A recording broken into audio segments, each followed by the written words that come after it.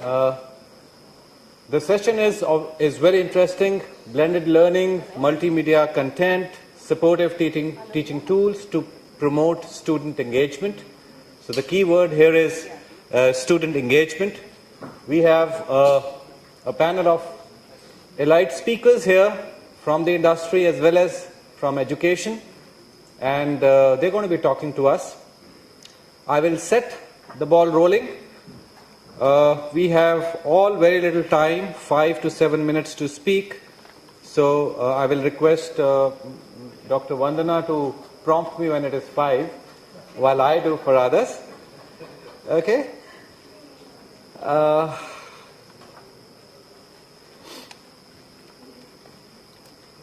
Here we go. I want to warm you up a little.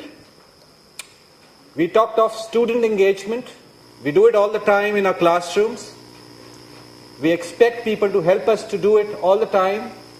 We heard Mrs. Pinto speak in the last session. We said we all need to garner strengths, get together and get it moving rather than concentrate on non-focused areas.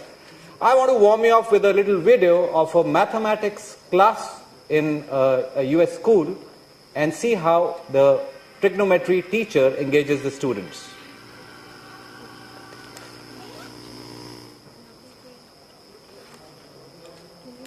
So much for the multimedia content. Let me see if this works.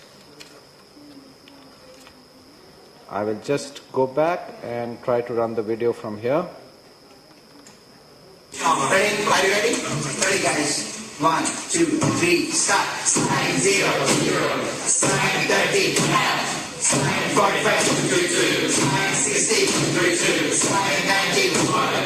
Cos 0, 1. Cos 30, 2. Cos 45, 2. Cos 60, half. Cos 90, 0. Let's do it faster, guys. Sine 0, 0.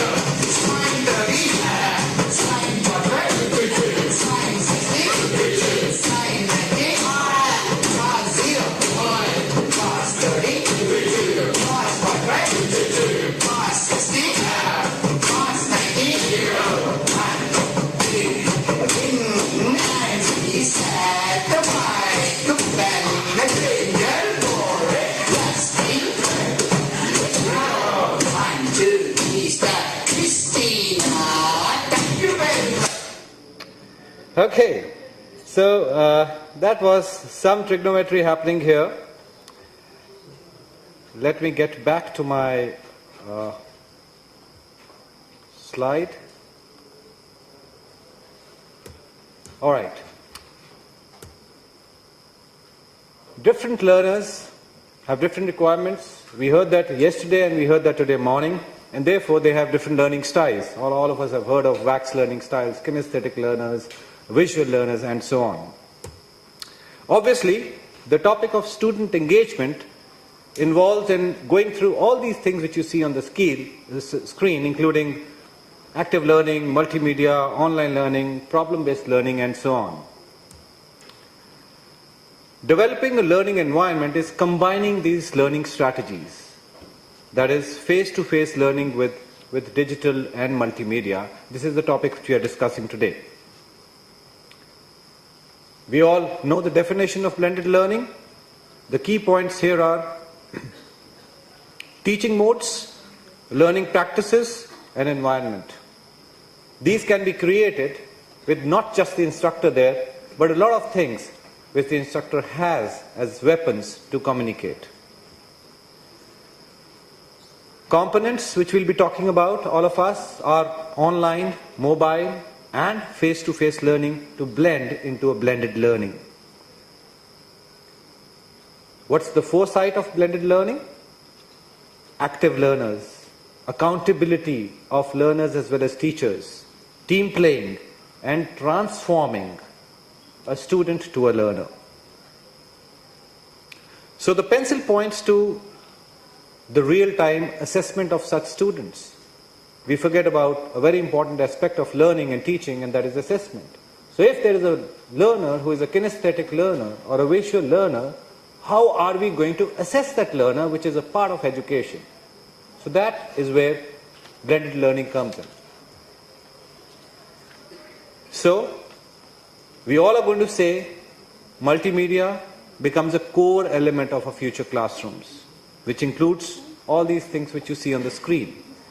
If some of us have gone to the exhibition today morning, we would have seen a host of stalls there, a host of display and exhibit of equipment, technology, software, hardware for us to use to get into that environment. And that ignites cognitive skills, reasoning skills, critical thinking, research-based learning, innovation, and the use of technology. And it's all about the right blend of these things. These things are not going to do magic in your classrooms. You create a right blend along with your strategy as a teacher, and that's what gets you good learning. So, what's the future? Digitization, digital learning, blended learning, transformation of technology, transformation of curricula, assessment curricula, and as was talked in the last session, a lot of transformation in the education policy to migrate to technology classrooms. So with that, I end this little introduction to what is going to happen. I'm going to turn around the sequence of speakers, if you all permit me. We'll have industry, and then we have school, we have industry, and then we'll go back to school, and we'll request UNESCO to wind it up for us. All right? So may I request, we have with us speaking Pawan Arora. Pawan is the Senior Vice President, ICT Sales, Pearson's Education. In fact, some of your boys met me today morning and they told me of a lot of things. I'm carrying a few of them with me. That's really, we would like you to enlighten us on what you have in mind. Thank you.